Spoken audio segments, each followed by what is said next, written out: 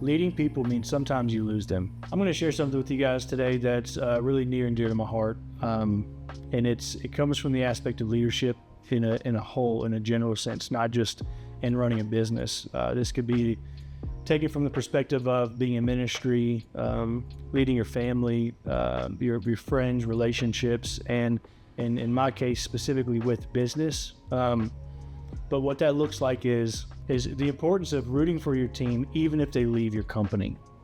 And this is one topic that I think that a lot of business owners and a lot of people that run companies tend to not really think too much about. And especially people that are looking to get into business and grow their business or scale. The only way you grow and scale is by bringing on people, right? And so this naturally comes with the territory. And so today I kind of want to shed a little light on my perspective and the way that I see it, I believe, which has helped us gain the right staff and the right team members, and allowed us to kind of get rid of the ones that don't need to be here, but also make some really good transitions with the people that were here, and learning and understanding that they're here for a season, but this might not be the end all be all for them. And that means you have to be okay when people leave. If you genuinely care about your people, you care about their success, whether that's with your company or with another company. You have to learn to be okay when people leave. And that doesn't mean you get cold shouldered, you get walled off, hard heart about it or any of that stuff. It's just a simple reality of business. People are going to come and then people are going to go. It's the nature of business, it's the nature of employees and staffing.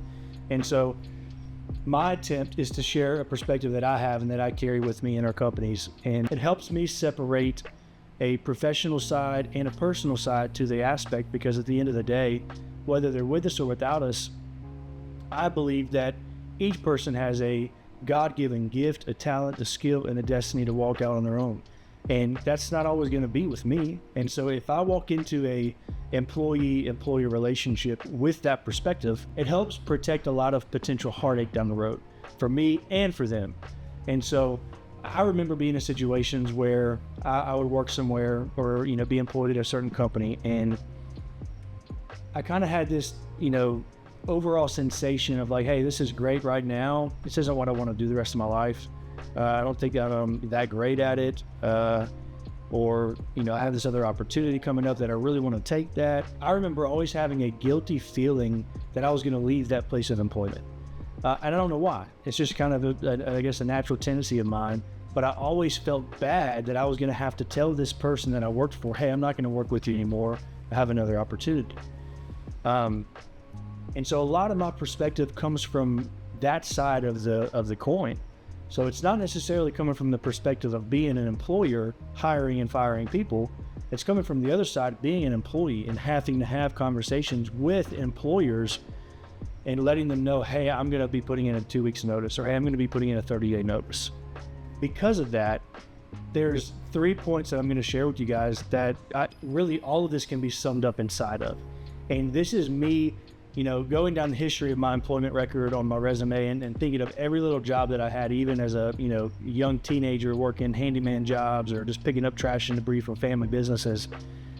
That's where all of this is coming from. And so the first one is learning to be okay when people leave.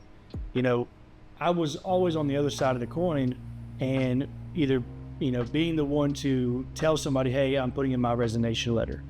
And that didn't always happen the right way. Sometimes people would immediately let you go. Sometimes they'd let you finish out the 2 week notice. But for me, what I learned through that is I never want to make somebody feel less than, like they're undeserving or they're unworthy of them leaving and taking a new opportunity. I want to make them feel excited and cherished that, hey, I'm thankful that I got this time with you at our company. Whatever we can do for you to help you succeed and grow down the road and in the future, please don't hesitate to call me. And so that's how we treat a lot of, transitional type deals is, hey, if you think that you want to take this other opportunity, man, if you want to do it, I'll be your biggest cheerleader, but make sure it's right for you. Only you're going to know that, only you can decide that. And if it is right for you and you want to make that jump, man, I will be your biggest fan. I will support you. I will be there with you to give you help. I will be there to lend a helping hand however I can. And so that's how I approach transitions when it comes to employment. The second item is having the right systems in place for those transitions. Changes of employment inside of companies or organizations are a weekly occurrence if you're large enough. And so having the perspective and the foresight to say, hey, what do I need to do to the right scope of work or the procedures in place for these positions so that if there ever is, or when there is a transition, I have the things in place to be able to have the documentation, the reports, the logs, and everything that that person was doing to make an easy transition to bring somebody else into that role. You want a transition to be smooth, not chaotic. And so if you don't have the right things in place for documentation, daily logs or reports, or a documented list of responsibilities of what this person did and a filing system of what they did for each project or each task and how they did it, that either did one of two things, either worked efficiently or didn't work efficiently, you're setting yourself up to not only have a shift in the culture of your company because now this person's leaving, this person's coming in, but now you have a secondary thing that you have to face. It's the transition period of now teaching this person what that person did. And if you don't have the right things in line organizationally or the systems in place, this person's coming into a new position that you as the owner, you as the leader of your company might have everything here locked in your head, which is a detriment of mine personally that I've had to work through. But you got to get things on paper in order for this person to be able to come in and now operate in their role and in their responsibilities the way that they should. And not just the way that they should, but the way that you need them to in this role. That's why you're hiring them in the first place. And this third one I think is the most important above the other two. And you may not agree with this, but from my perspective and what I've experienced with people is I genuinely do love people and I care about people. And so when somebody comes into our company, my desire is to do everything that I possibly can to set them up for the most success that they can possibly reach with me.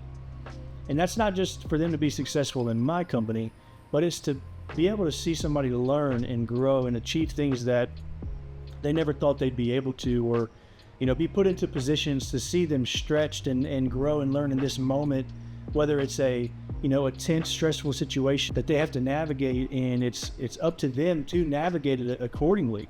I love seeing that in people because when you allow somebody to walk into a tense situation and you're their safety net as the leader of the organization, it's one of the most beautiful transactions in a relationship when it comes to employer and employee.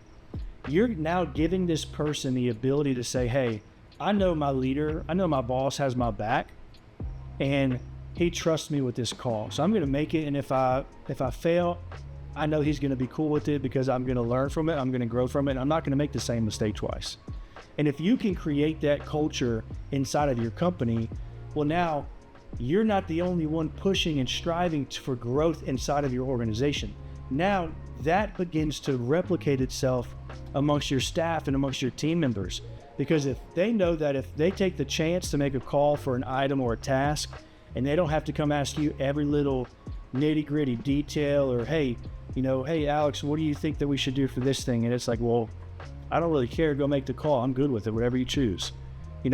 If you can build the confidence in your team member to go do that, you're going to begin to see your staff and your team members grow at a level of grow at an individual level at a pace that you've probably not ready for. So for me, I try to constantly put my team members in a position where, hey, here's the standard, here's the protocols, here's the main objective and the goal for what we're trying to do. How you get from A to Z, I don't really care as long as our standards upheld, we treat people right, we take care of people, and hopefully we don't lose any money in the process. But if we do lose a little bit of money, but you learn from it and we're not going to make the same mistake twice, hey, I'm good with it. I'm not going to yell at you.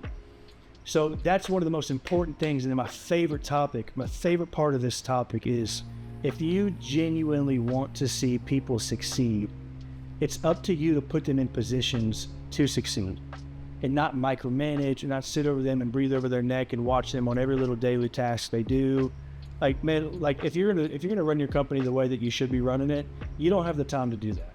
So at some point in time, you have to relinquish a little bit of control and say, hey, I'm gonna make a choice to trust this person to do the task. If he messes it up, I'm not yelling at him. I'm not cussing at him. I'm not doing anything derogatory because I've had all of those things done to me, and I'll never do those to anybody. So now they get the position, they get the opportunity to learn in that moment that they may not otherwise get somewhere else working for anybody else. So this is my encouragement to you guys. If you want to see other people succeed, have a genuine happiness to see them successful.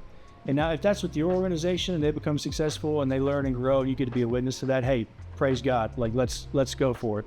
But if it's not with you and it's with somebody else and they move on from your company, have the same sense of gratitude that they're learning and growing in their own walk. Because at some point in time, you had to do the same thing.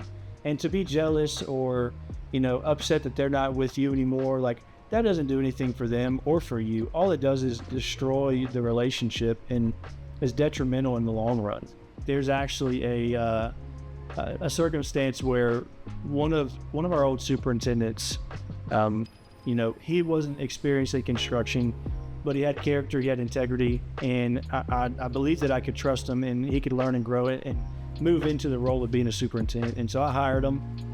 He's been a family friend for decades. And so I brought him on board. He did a good job. There were some moments where we had to have, just real heart-to-heart conversations throughout that period of time. But the beautiful dynamic of that is he knew that I loved and I cared about him as a person. And I knew the same thing coming from him.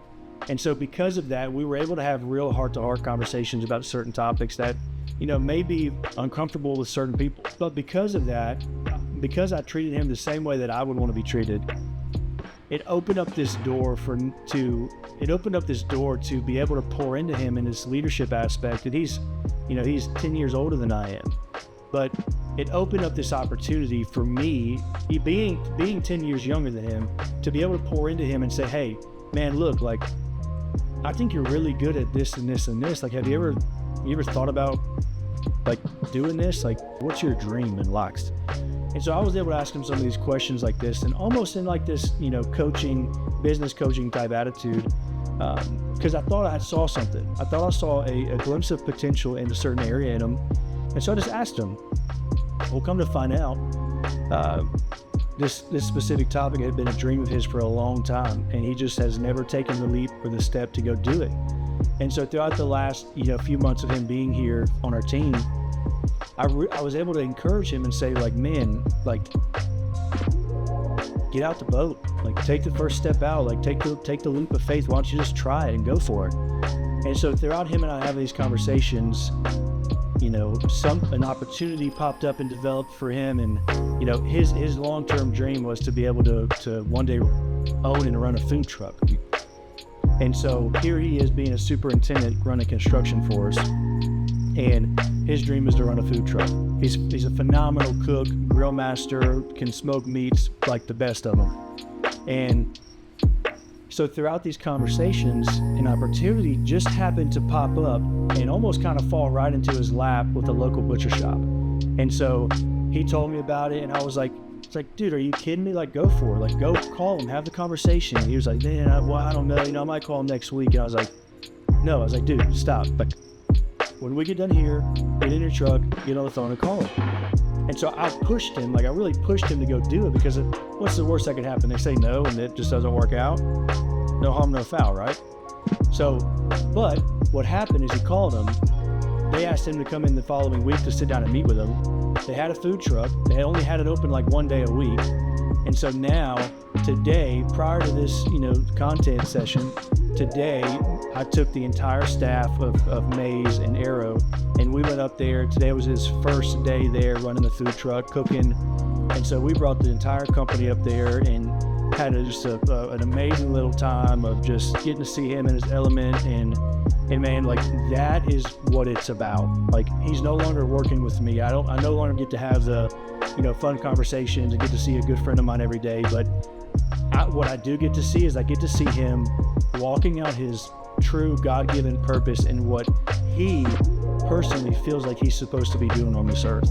And for me, that's what drives me more than anything, is being able to see people successful, is being able to see people put into positions for them to walk out exactly what they were created to do. And if that's running the food truck, hey, man, I'll be your biggest fan. If that's being a home builder and starting up a construction company and building custom homes, hey, I'll do whatever I can to help you out, you know? And so like, for me, there is no competition, and it's not because there isn't actual competition of people doing the same thing we do, but I just don't view it like that. You know, what's going to come to you is going to come to you. What's going to come to me is going to come to me. And that's just the way that I see it. And so for me to not be a fan and be rooting you on, even though you're not with me anymore, like I can't not do it. I'm going to be the biggest cheerleader for my people, whether they're with me or they're not. And so I hope this inspires you and encourages you to do the same thing for your people. Because at the end of the day, it's all about other people. You know, like what we do is because we love people. And if we can take care of our people, then that's going to translate to us being able to take care of our clients too.